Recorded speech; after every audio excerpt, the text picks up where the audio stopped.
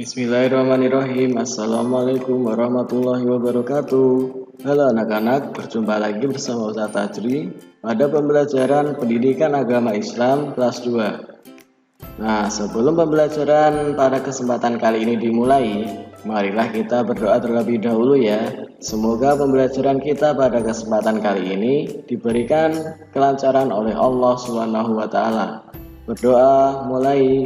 Raditu billahi rabba wa bil islami dina wa bi muhammadin nabiyya wa rasula rabbi zidni ilma warzuqni fahma amin ya rabbal alamin. Nah, anak-anak, pada pembelajaran kita pada kesempatan kali ini kita akan membahas tentang bab 4, yaitu tentang perilaku terpuji. Oke, mari kita mulai. Menunjukkan perilaku kerjasama.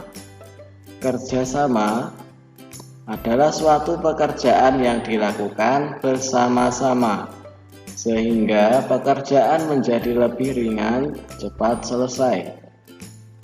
Kemudian contoh dari kerjasama, diantaranya gotong royong membangun rumah dan memelihara tanaman bersama keluarga.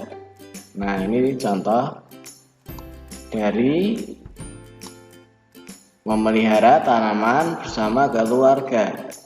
Kemudian gambar yang sebelah kanan ini adalah contoh dari gotong royong membangun rumah. Nah, bisa dilihat. Yang kiri tadi contoh dari kerjasama memelihara tanaman bersama keluarga. Nah, ada ayah, ibu, adik, dan perempuan ya. Anak perempuan. Kemudian sampai sini kita lanjutkan. Kita hapus dulu. Nah, kemudian kita masuk halaman selanjutnya. Menunjukkan perilaku tolong menolong. Tolong menolong adalah sikap saling membantu untuk meringankan beban, penderitaan atau kesulitan orang lain. Kemudian contoh dari tolong menolong ialah membantu meringankan beban orang yang terkena bencana dan membantu orang tua mencuci piring. Ini contohnya. Bisa diperhatikan gambar sebelah kiri, ini adalah contoh dari membantu meringankan beban orang yang terkena bencana. Ini sedang terkena bencana banjir. Mereka sedang memberikan bantuan ya, untuk orang-orang yang sedang terkena bencana banjir. Ini gambarnya bisa diperhatikan di sebelah kiri. Kemudian gambar yang di sebelah kanan ini adalah contoh dari tolong menolong membantu orang tua mencuci piring. Nah, ini ada seorang anak perempuan yang sedang mencuci piring. Nah, dari sikap terpuji, kedua sikap terpuji tersebut yang sudah kalian pelajari tadi, yaitu tadi yang pertama adalah kerjasama dan yang kedua adalah tolong menolong. Nah, ini harapannya kalian bisa mempraktekannya di rumah. Nah, oke, sampai sini paham? Jika kalian belum paham, silakan diulang-ulang video ini ya. Oke, kita hapus dulu, kemudian kita lanjutkan. Nah, silakan dibuka buku paketnya halaman 40. Pada halaman 40 ini yang bawah sendiri ya. Adab bertemu dengan sesama muslim. Adabnya bagaimana? Yang pertama, tersenyum dan tunjukkan wajah berseri saat bertemu. Nah, Apabila bertemu dengan sesama muslim, kerabat atau tetangga, hendaknya kita menunjukkan wajah ceria dan berseri-seri untuk menumbuhkan rasa cinta, mempererat ikatan hati dan memperdalam kasih sayang. Nah, jika kalian ketemu dengan teman kalian, wajahnya jangan merengut gitu. Jangan rasanya mau marah gitu kalau ketemu teman. Nah, kita harus wajah kita senyum. Nah, sebagaimana hadis sabda Rasulullah, tabassumuka fi wajhi akhika shadaqah. Yang artinya apa?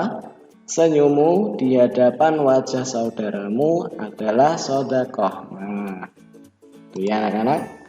Harapan dari Ustadz kalian bisa mempraktekannya ketika di lingkungan rumah ya. Tidak hanya di lingkungan rumah tetapi juga di lingkungan masyarakat. Oke, sampai sini paham? Oke, baik, kita lanjutkan. Kemudian yang kedua, mengucapkan salam dan wajib membalasnya apabila diberi salam. Nah, misalnya kalian ketemu Ustadz di jalan, misalnya Ustadz beri kalian salam, Assalamualaikum. Nah, yang diberi salam itu harus wajib menjawabnya. Nah, tapi jawabannya apa? Assalamualaikum, jawabannya Waalaikumsalam. Oke, kemudian yang ketiga, menyebarkan salam merupakan salah satu sebab seseorang masuk surga. Nah, ini ya, kalau kalian menyebarkan salam, misalnya ketika kalian mau mampir ke rumah teman kalian, nah itu kalian wajib juga bertamu itu ya, bertamu mengucapkan salam. Tidak mau berbicara juga mengucapkan salam dulu. Nah, kali ini yang poin ketiga, menyebarkan salam merupakan salah satu sebab seseorang masuk surga. Nah, seperti itu ya. Kemudian kita lanjut yang keempat, berjabat tangan. Berjabat tangan dapat mempererat hubungan dan menumbuhkan cinta dan kasih sayang. Nah, kalau misalnya dalam kondisi pandemi COVID-19 ini, bagaimana cara kita berjabat tangan? Kalau biasanya sebelum terjadi pandemi COVID-19, itu kan kita bersentuhan tangannya kan ya, kalau berjabat tangan. Nah, kalau dalam masa pandemi COVID-19 ini kita tidak perlu berjabat tangan dengan menyentuh tangannya, tetapi kita bisa dari jarak jauh. Nah, seperti ini. Itu ya. Oke. Jabat tangan dapat mengukurkan dosa-dosa dan kesalahan. Nah, ini sebagaimana hadis dari Rasulullah, ini tidak seorang pun dari kaum muslimin yang bertemu lantas mereka berjabat tangan kecuali dosa mereka akan diampuni sebelum mereka berpisah. Nah, jadi jika kalian berjabat tangan, itu dapat menggugurkan dosa-dosa dan kesalahan kalian. Nah, ya. Sampai sini mungkin kalian paham. Jika kalian belum paham, silakan diulang-ulang video ini ya. Oke. Baik, kita lanjutkan. Kemudian adab bepergian dalam Islam. Nah, nama lain bepergian adalah safar. Sudahkah kalian mengetahui bagaimana adab bepergian dalam Islam? Mari belajar menunjukkan adab bepergian dalam Islam. Kemudian yang pertama, anjuran berpamitan bagi orang yang hendak bepergian. Ketika seseorang hendak bepergian, dianjurkan untuk berpamitan kepada keluarga, kerabat, dan kawan-kawan. Sebab Allah menjadikan berkah di dalam doa mereka. Inilah hikmahnya seseorang saling mendoakan saat seseorang bepergian. Nah, Kalau kalian hendak bepergian, alangkah lebih baiknya kalian berpamitan dulu, minta izin sama orang tua, nah itu sama kerabat ya. Oke, kemudian yang kedua, makruh hukumnya seseorang bepergian sendiri. Islam menyerukan agar kita bersatu dan berjamaah, bukan terpecah belah. Begitu pula ketika bersafar. Safar tadi apa bersafar? Yaitu bepergian ya, nama lain dari bepergian. Begitu pula ketika bepergian dianjurkan untuk berjamaah dan berombongan. Nah, makruh di sini hukumnya apa makruh? Apabila dikerjakan tidak apa-apa ya, tapi apabila ditinggalkan mendapatkan pahala. Kemudian kita lanjutkan nomor 3, anjuran untuk menunjuk ketua rombongan dalam sebuah perjalanan. Nah, ini ketiga ya, kita dianjurkan untuk menunjuk ketua rombongan ketika dalam sebuah perjalanan. Oke, sampai sini mungkin paham. Jika belum paham silakan diulang-ulang videonya. Dan kita lanjutkan.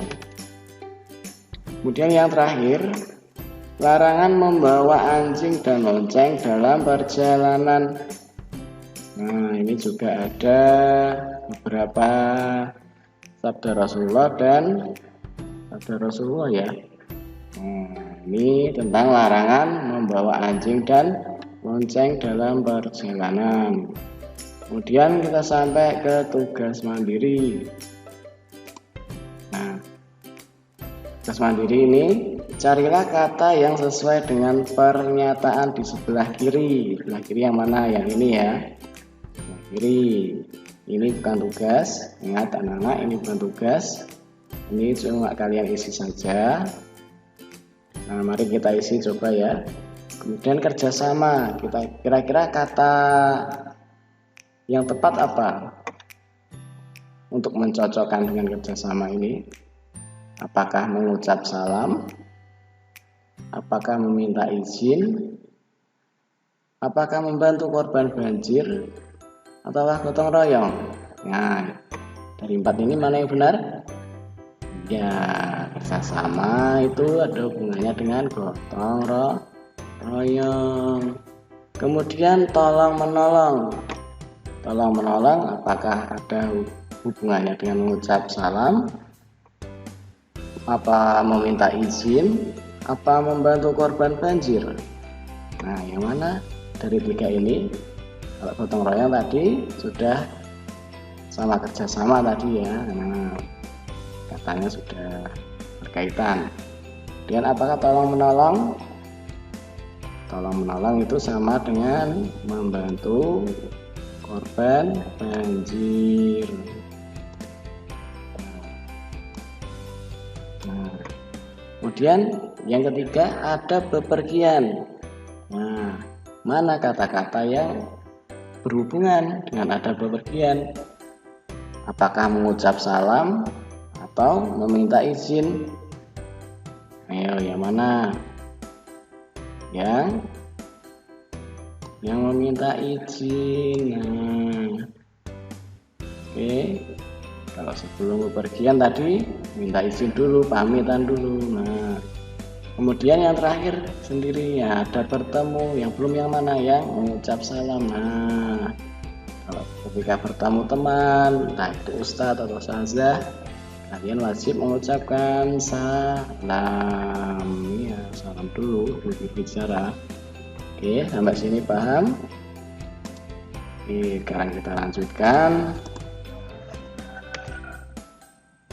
Nah, ini tugas kalian anak-anak, mulai dari halaman 44, 45, dan 46.